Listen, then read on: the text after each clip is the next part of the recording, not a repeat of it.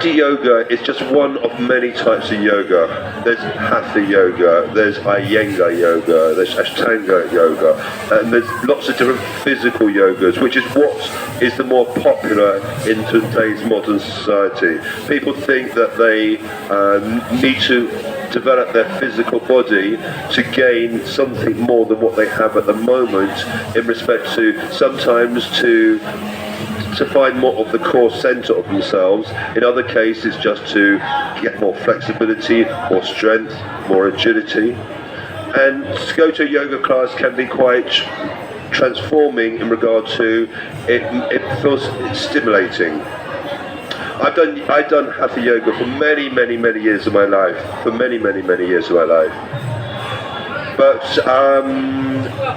what I do now is somewhat different. You see, Hatha Yoga is very good at helping you to transform your body physically, but actually what we need to be looking at is how we can look at ourselves more internally. Because if we superficially make ourselves fitter and stronger, but we don't have that same fitness and strength and integrity inside us, that physical strength doesn't actually balance our system.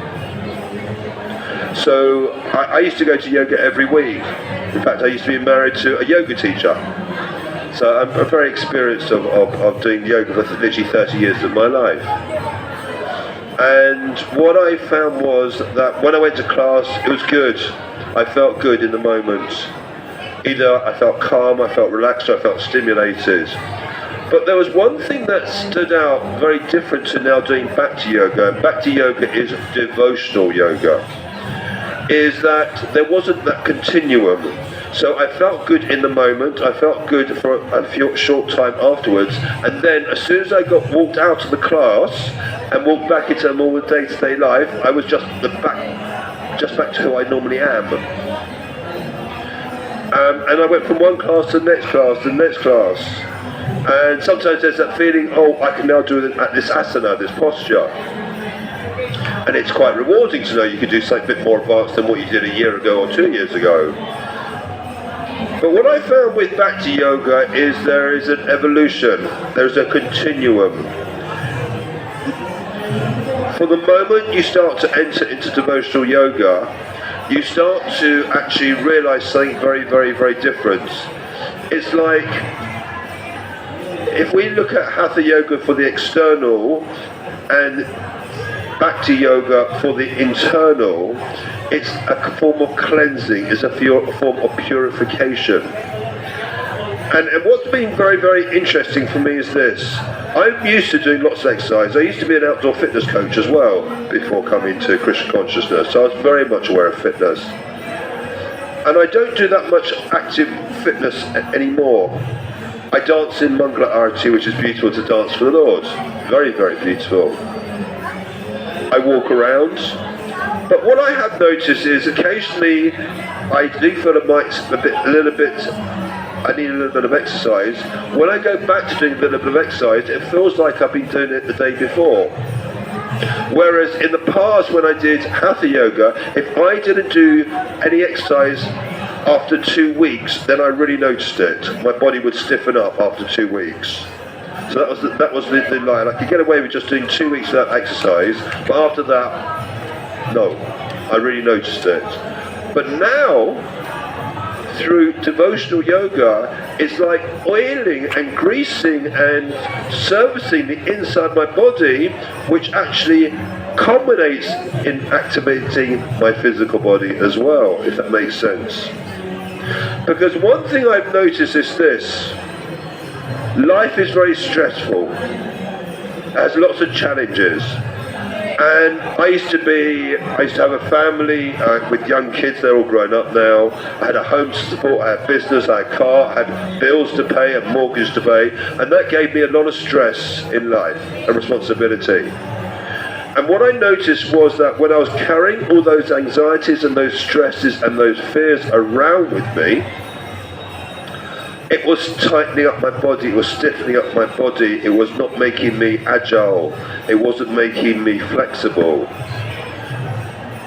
So I carried a lot of this weight around me, and my body was getting stiffer and tighter and stressed out. But what I've discovered is this, is the moment we actually go inwards and start to gain some faith and belief again, because in society we've lost it, we've totally lost it, because we just don't know who to believe and who to trust anymore. It's quite worrying, very worrying in fact.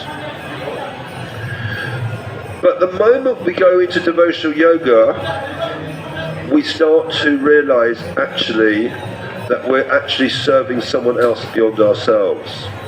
And it's very, very, very, very beautiful, because we spend our whole lives serving ourselves and our close family and friends.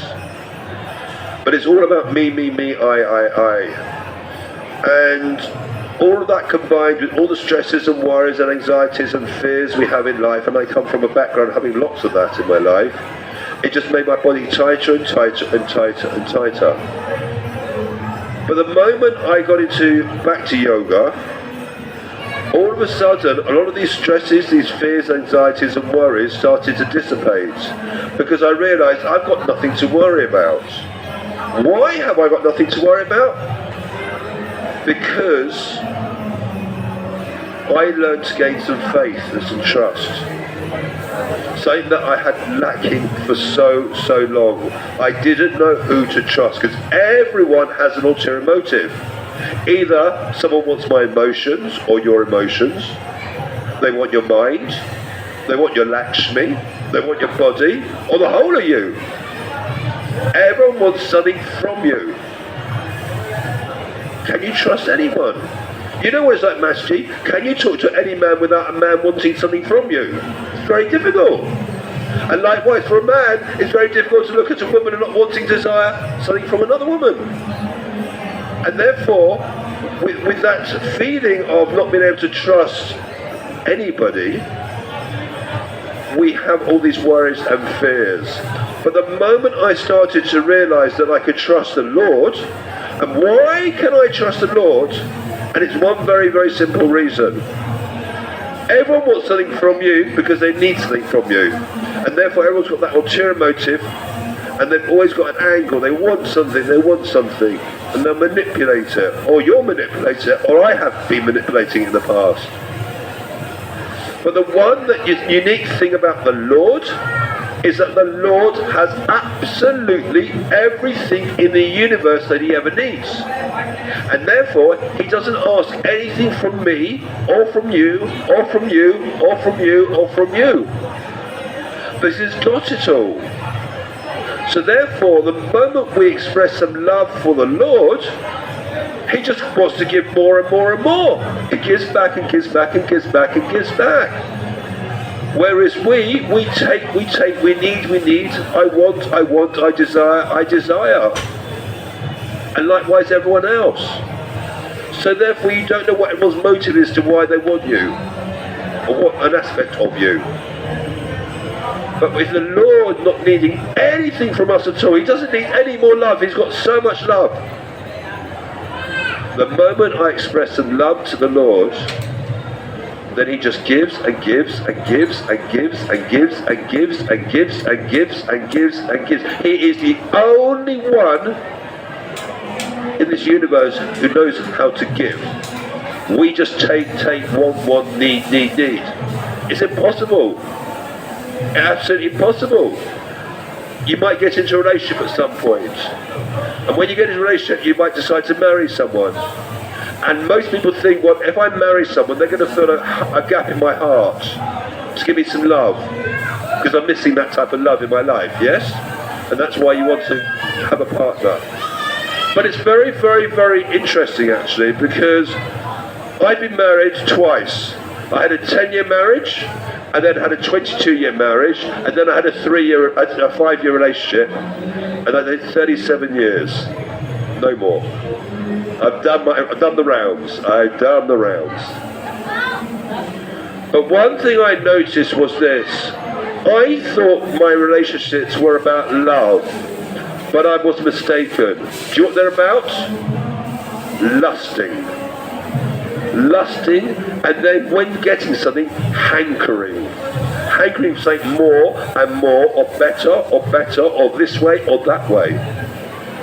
And grabbing, and needing. I want to be loved this way. I don't want like this, I want more of that, or less than this. And this is my scenario of a relationship. I will love you if you love me.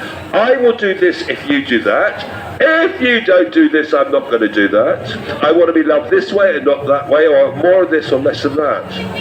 And that is what a relationship is about, and that is not what love is about. That's called lusting. And therefore we're all mistaken.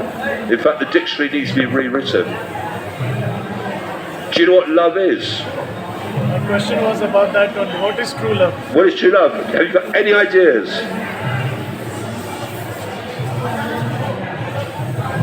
Loving someone for their betterment but not expecting the... Loving someone for their... Like, you just should give, not expect it back. Yes. Okay. But can you do that? I'm trying. You're trying. Okay. Fine. It's good to try. It's beautiful to try. It's very, very, very beautiful. But it's challenging. You see, what happens is you start to give, and then all of a sudden, in the back of your mind, you've got this thought is, when am I going to get what I want? Or will that person respond in a certain way that is going to appease me, is going to make me happy? And it's always in the back of your mind that I need a little bit of attention, or I need a little bit of a love, I need a bit of care, I need a bit of looking after. And therefore, we get impatient. Because you're giving, and you're waiting, and waiting, and waiting to my turn to get something back. And that's where it's challenging. It's so challenging. It actually feeds your ego. Ego, yes. Because it's about me.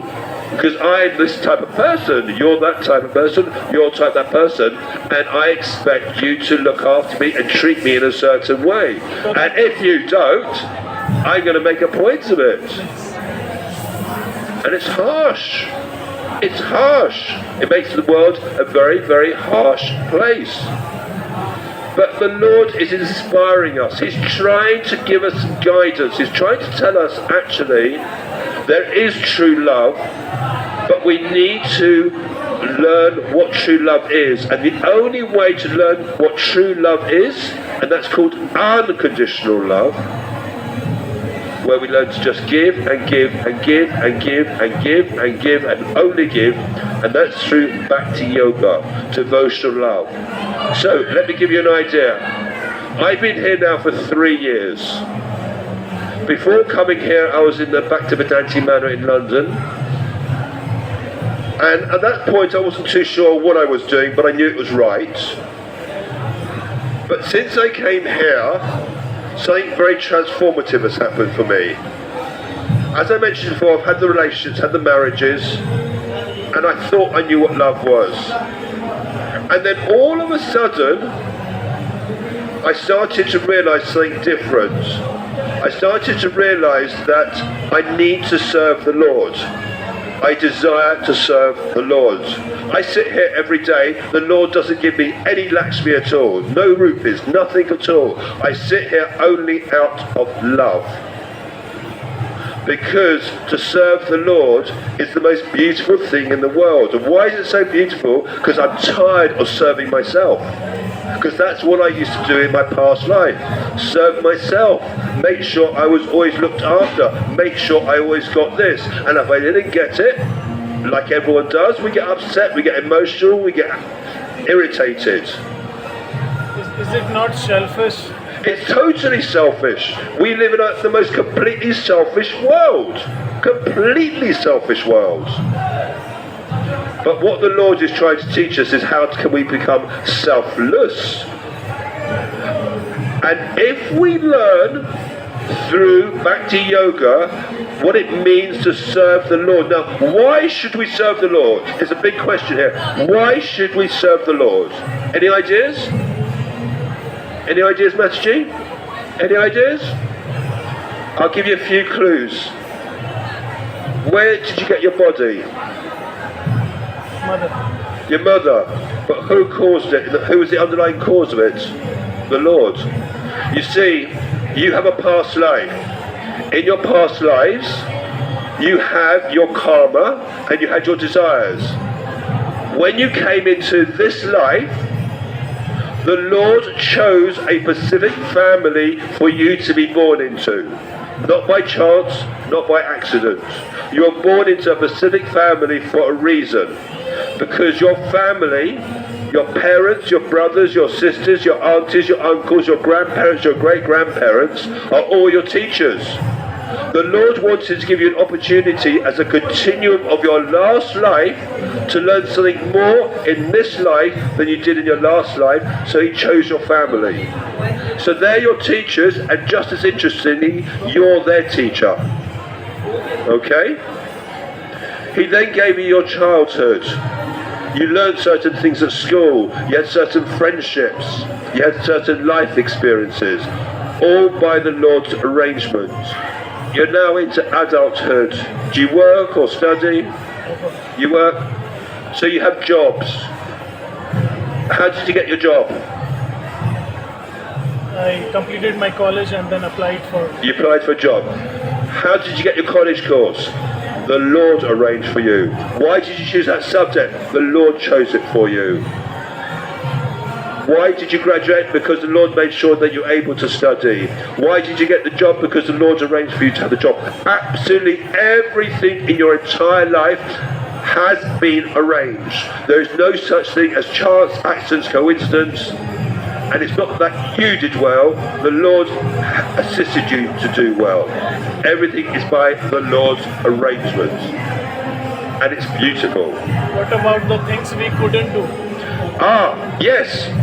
Because unlike the Lord, who is of all knowledge and the absolute truth, who's the perfection of everything in life, us living in Kali Yuga in the material world, our senses, our intelligence, our knowledge, our intellect are numbed. They're underused. We can't perform fully. And that is why we can't understand everything in life. Therefore, what subject did you study at college? Electronics. And yourself, Mashi? Commerce. Why did you study electronics and why did you study commerce? So you're all about numbers, yes? You're all about technology. Because in your past life, you learned certain skills that you brought forward in this life. Simple. And that is why you're good at certain things. So you're good at electronics and may not be good at history. Yes? You might be very, very good at making a piece of equipment, but you can't play football, hypothetically. Because you have certain skills that you developed from past lives that you continue to develop in this life, but because we are not functioning on our full capacity and only partial capacity, it means you can't develop equally. And I'll give you a really good example. I used to be an outdoor fitness coach, a natural movement coach. That meant actually I trained people to move like animals in the forest. And what I realised was that I'm a left-handed person, and therefore my body was unbalanced. So I started to learn to do certain things with my right hand in order to balance my brain and my physical body. So I became ambidextrous. I still can't write properly with my right hand. It's a mess. I can write a number, but that's about it. I did this morning actually. But I became more ambidextrous because I needed to balance my body out. Because the Lord gave me a little bit of intelligence to do that. I wasn't Krishna conscious at the time, but He was working in the background. I'll explain a bit more about that later. But this is how we develop certain skills. If we become more balanced through Bhakti Yoga and develop ourselves in all areas by the arrangement of the Lord, then we become a more able, a more complete, with a much higher capacity of intellect, knowledge and intelligence. You see, I can only do certain things at the moment. I'll give you an example. We're reading the Bhagavad Gita today. I asked you to choose a page And in fact, the Lord chose what page you should open. He chose chapter 6, Dhyana Yoga. This is Bhagavad Gita as it is, as translated by Srila Prabhupada. Text 3. For one who is a neophyte in the Eightfold Yoga system, work is said to be the means. And for one who is already elevated in yoga, cessation of all material activities is said to be the means. So I don't have the mental capacity to remember the Sanskrit verse. I can't do it. It's very, very challenging. Lord Krishna doesn't give me the mental capacity to do that. But He gives me the mental capacity to talk about the verse. And to talk about different verses in the... So we all have different skill sets. Can you not learn it? I have a learning disability which restricts me. I have a form of dyslexia, which means I'll give you an idea. If I learn a mantra that I use absolutely every day, yes, I can learn it. So I could do Mahaprasad prayers, because I do it 3 times a day. I could do my Tilak and my Ashram prayers, because I do it 3 times a day. But if I learn a mantra and don't use it every day, it just disappears. Totally, utterly disappears. And I've got people around me who can quote this one and that one and this one and that one. And do you know what? It's beautiful. Am I jealous? Yes, I used to be jealous. Not anymore. Because I know actually the Lord gives me a different capacity. You see, one can say in one regard there are advantages and disadvantages. If someone knows all the slokas, then they're like an encyclopedia. But the question is, can they put them into life experiences? Yep. You see, some of the most developed people in business have an amazing, let's say academia, who can study to the very highest of standards, but they don't have the ability to have a social life. So my skill set is to be able to talk about life and what we've just been talking about in this conversation now. So I have a different skill set. Does my skill set better than another's? No, it's not. Everyone's equal. You see, we're all individuals. That is why you're into electronics and you're into commerce and numbers. Which one's better? No, they're equal. You see, in life, I call this Lord Krishna's University of Life. And when we go down this pathway to go inwards, we start to realise that unlike when you're at college doing electronics, everyone was on the same course. Everyone had the same syllabus. Everyone had to study all the different elements of the syllabus. And there are certain things that you're very good at and certain things that you're weak at. But you still had to learn it.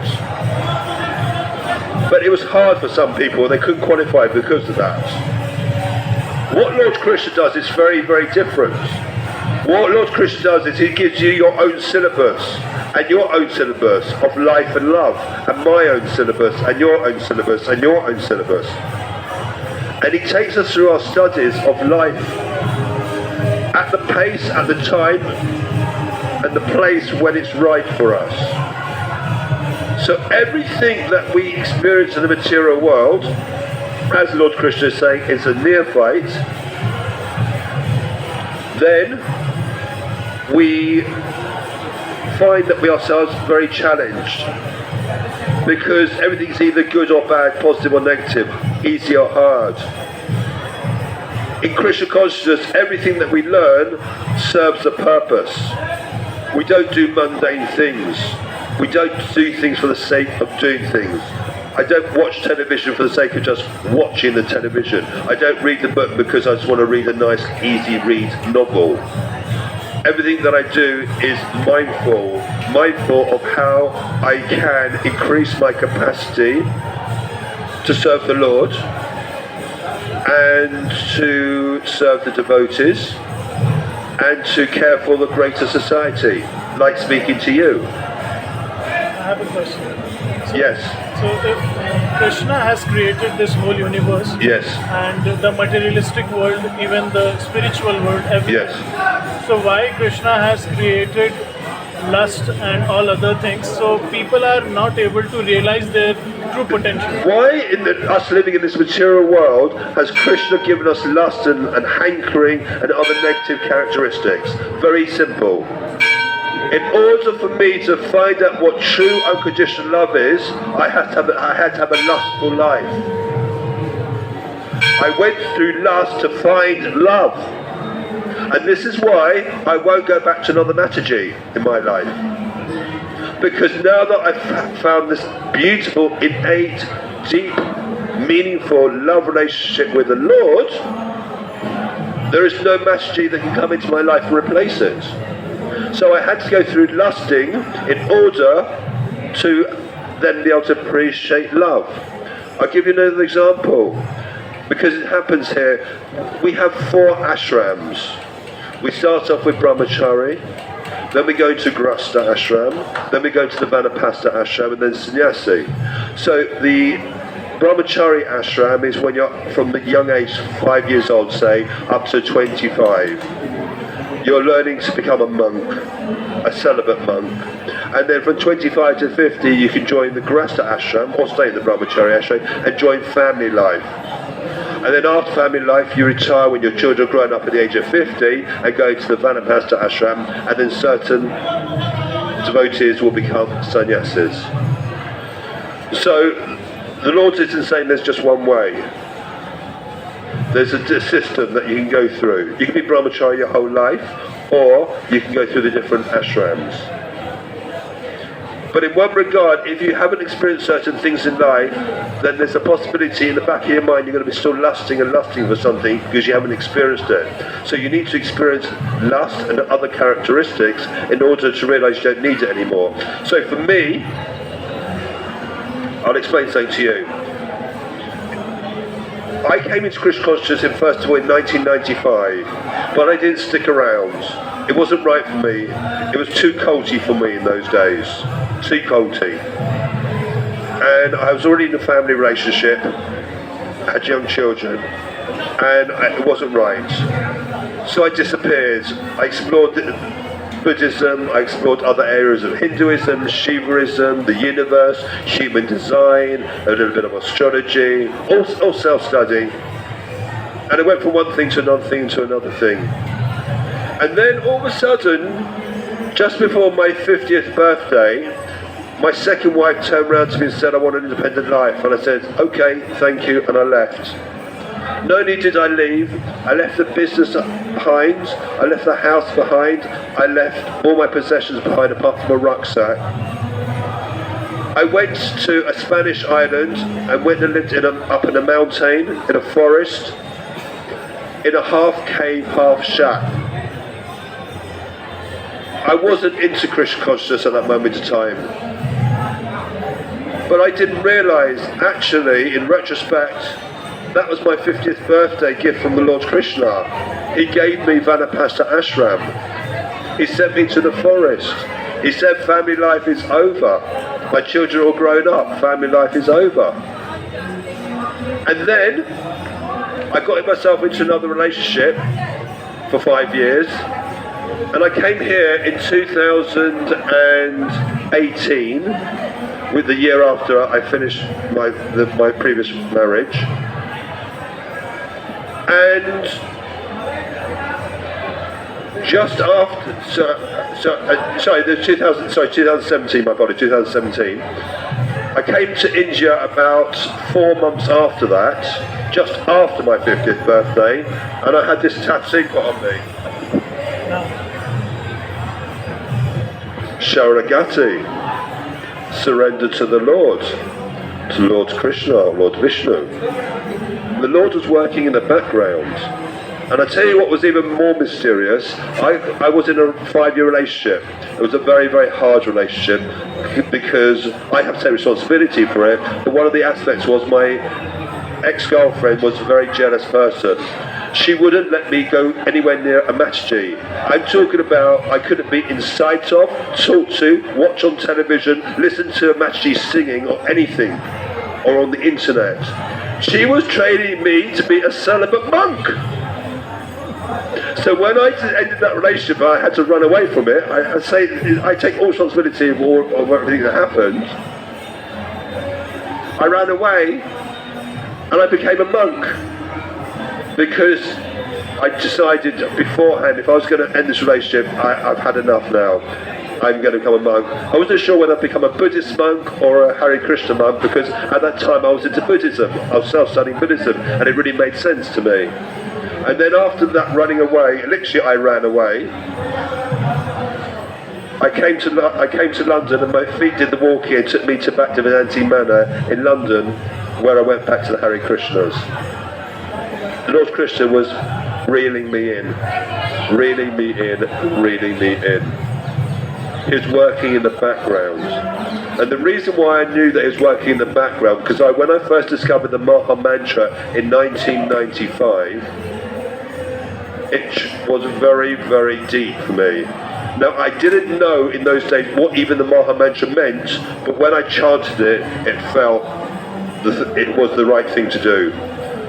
And then I would disappear from Krishna consciousness for long times, for months or for years, and never chant. But the moment I went back to chanting, it was as if I chanted the day before. It was like a clock ticking inside me. The Maha Mantra never seemed to ever stop inside me. It was subconsciously going and going and going. And it's beautiful. It's only since I have actually been here in Vrindavan, living as an ashram monk, a Vanapasta ashram monk, have I actually discovered even what the Maha Mantra means. Do you know what the Maha Mantra means? Not in a good. I mean, I don't understand. I'll explain to you. It means, O Lord of all energy, how may I serve you? Because how many times do you or other people go to the Lord when you've got a problem? And you say, oh Lord Krishna, my mother's sick, my brother's got a problem, I've got a problem with my job, I've got a problem with my money, I've got a problem with my health, I need a few more Facebook friends. We always go to the Lord when we got a problem. Always go when we got a problem. But do you know what, Prabhu? We don't need to. Do you know why? He knows everything about our lives. And why? Do you know why? And how? What's inside your heart, Prabhu? What's inside your heart? Worldly things. Worldly things inside. Worldly things. Inside your heart is your soul, your Atma. And next to your Atma is your super soul, your Paramatma. And inside your Paramatma is where the Lord is sitting at this very moment in time with his beautiful lotus feet. He witnesses absolutely everything in your lives and he guides you through your whole life. But unfortunately, because we are trapped in the material world, we forget about him, we're distracted and we don't even see the signposts of him actually working.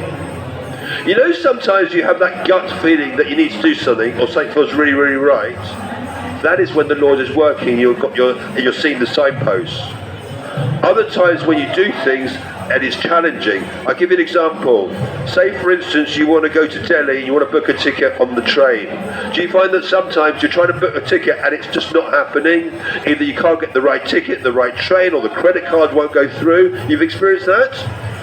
Do you know what that's all about? Lord Krishna's trying to say to you, hold on, maybe this journey is not the right journey for you. But you're so stubborn and I'm so stubborn that we persevere until we got a blinding headache. And then we might get a ticket as well. We'll be driven ourselves mad. And what's the Lord Krishna saying? What are you doing, Prabhu? What are you doing, Mataji? You're driving yourself mad! Absolutely mad! Lord Krishna's trying to give us directions in life. But no! We think we know better. I'll give you a beautiful analogy. Imagine at the moment that your body is a car. Okay? Lord Krishna is a driver of the car and you're the passenger. And Lord Krishna is better than Google Maps. He knows absolutely every route. But just like all passengers, we sometimes turn around to the driver and say, oh, I know a better route, let's try this way. I know a shortcut, we can avoid this traffic. And Lord Krishna says, come on, just stay with me, I know where I'm going. And no, you're stubborn, and I used to be stubborn, and we used to say, no, come on, I want to go my way. So Lord Krishna says, okay, we go your way. And then all of a sudden, the road gets a little bit bumpy, a little bit like the bumps in our life. And then all of a sudden we're going up and down these hills, a little bit like the ups and downs in our life. And then all of a sudden we get lost, like we get lost in life. And then all of a sudden, we hit a wall, just like we hit the walls in life. All because we think we know better than the Lord. Well, we're not God, and we will never be God. We are part and parcel. We're like a small spark out of the most biggest blazing fire. We're a small spark. But as a small spark, we can enhance our capacity and become a bigger spark and a bigger spark. And the only way that we can actually ignite us to a more larger spark is to go really deeper and deeper and deeper and understand what the Lord is, his full potency, what he has done and given and shared for you and you and you and everyone in society, and start to serve him. So true love, which is what we were talking about before, is to be able to serve someone else. That is what love is. Love is not about feeling something in your heart. I can tell you now for a fact, Prabhu, Mataji and everyone else here, your hearts are overflowing with love, but you don't realise it and you can't feel it. But a little bit like today, all you can see at the moment are clouds in the sky. You cannot see the sun. But the sun is so energetic, it is so hot and blazing behind the clouds, but you just can't feel it at the moment. It's a bit like your life in the material world. Living in the material world, we're covered. And therefore we can't feel all the love in your heart at the moment. But I tell you this now, you have every aspect of love that you ever need. And potentially you can have it when we start to take the layer off and the layer off by detoxifying our bodies and decontaminating from all of what we experience in the material world. Because what you see, it's very, very nice. What you hear is not very, very nice. What we say sometimes is not very nice. What we think and what we feel is not very nice, because we unfortunately are very selfish. We're very greedy, we're very jealous, we're very envious, we're very frustrated, we get very bitter, we get very angry. When the Lord is trying to explain to us, through devotional service, through Bhakti Yoga, we can become more selfless and more caring, more loving, more giving, more forgiving, more acceptable to others, rather than thinking that we are God and behaving like God. Because in society, that is what we behave like. Because you may not talk to me if I don't think what you think or do what you like to do. But I tell you something very, very interesting. Everyone comes into your life for a reason. And what do I mean by that? There are people you've met that you don't like. Would you agree? Likewise? Likewise? Some people you at work you don't like. But I tell you this now, you're mistaken. You are so mistaken, and I used to be so mistaken. Those people that cause problems in your life are actually the most important teachers in your existence. They're all trying to teach you something, but we're all so stubborn. So stubborn, we don't want to hear anything that's not our way. My way, me, I, mine. I'm not the controller. I am not the controller. I used to think I was the controller. But no, the Lord is the controller. He's the absolute truth. So those people who you have friction with are all trying to teach you something very beautiful, if only we learn to accept that. And that is why sometimes you get yourself into a problem, and then you get yourself into another similar problem, and another similar problem, and another similar problem. And why? Because they're all unlearned lessons. You normally treat them as problems, either positive or negative, good or bad, yes or no's. In Krishna consciousness, no. every problem is not a problem. There's no such thing as a positive, negative, because in Krishna consciousness, everything is a lesson with only one outcome, positivity. And if we don't learn it in the first lesson, Lord Krishna will take us through the second lesson, and then the third, and the fourth, until we learn it.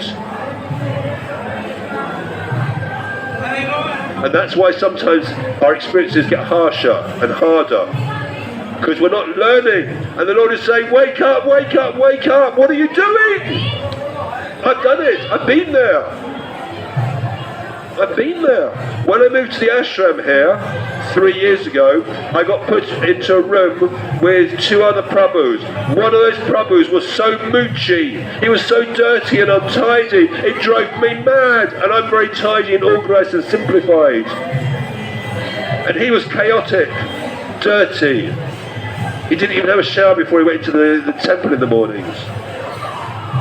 I complained to the management, they didn't take any action. I had to move rooms, but for a different reason. After 6 months I left the room for a different reason altogether. I moved into another room with other Prabhus, and lo and behold, I moved into another room where this Prabhu, not only was he wasn't untidy, but he expected to pay everyone to do everything for him. He got someone to pay him to get his prasadam. He got someone to paid someone to get his pani. He paid someone to clean up after him. So I cleaned, and he didn't clean because he expected everyone to be his paid servant. Eventually I moved to another room for a different reason. I moved to a new room, and this new room was only one Prabhu. And this one Prabhu, he had a double bed. And on this double bed, he had every possession that he owned out on the bed at the same time. Oh la la. And I'm getting irritated. Why is he so untidy? Why does he need to this? He's got this out. I've been with him for months now. He doesn't use it. He's still got it out. And then I started to realise, hold on. Back to Michael, what's going on here? You're not learning something. What's going on? And I started to realise I wasn't learning the lesson. And all of a sudden, on one particular day, I had a realisation. I had this realisation, okay, I go to live on this side of the room where I'm sleeping in my forest, and he can live on his side of the room in his forest. And I'm going to let him live his way. Because who am I to say that he has to live my way? Who am I to expect anyone to do things for me? Just because he thinks differently, he does things differently, doesn't make him a bad person. So then I started to appreciate that he was a lovely Prabhu, a lovely devotee who just happened to do things different than me. And then I had to move room again for another reason, and I moved to a new room in our new ashram, and I'm now living with 2 other Prabhus, and they're tidy. It took me nearly 3 years of lessons, but it wasn't just about tidiness. It was a multi-layered course. It was about tolerance. It was about acceptance. It was about not expecting people to do things my way. It was about appreciating other people being different. It was about learning to love people for who they are, not how I perceived. It was a solely multi-layered lesson over 3 years, and it was worth it. So now I have a different perception of people. And this is how the Lord teaches us. And he didn't tell me my syllabus. He didn't tell me this was my study subject.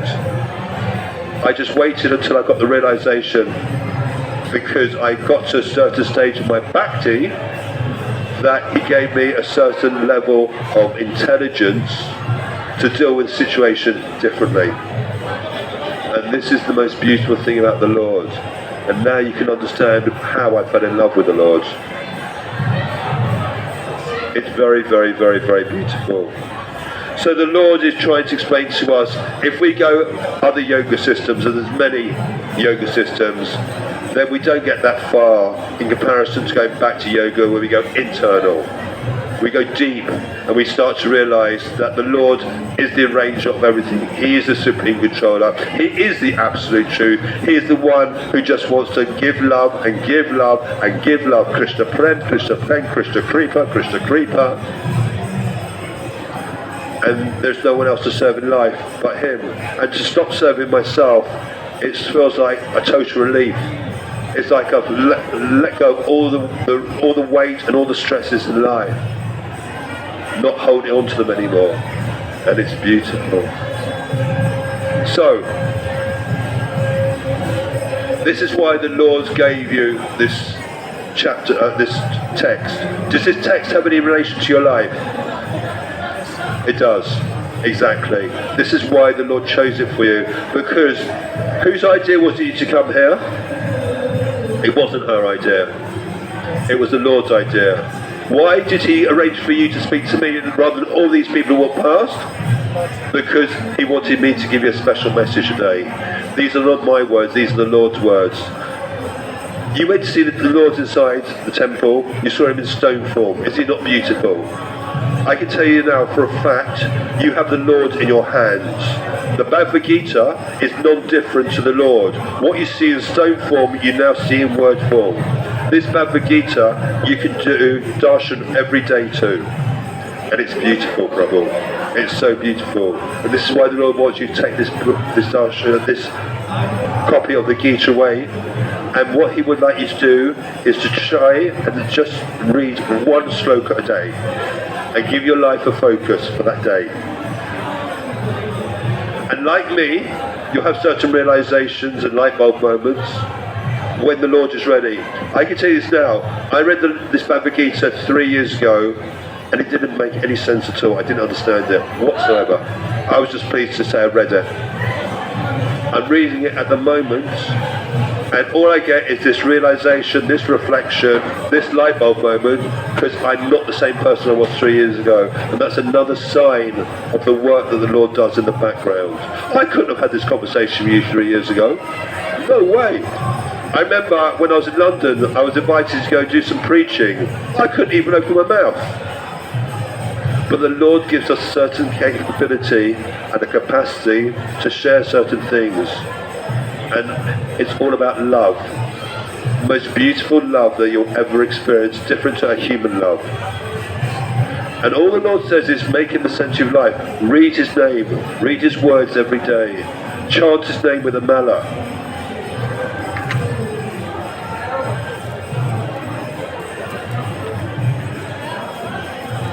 Oops.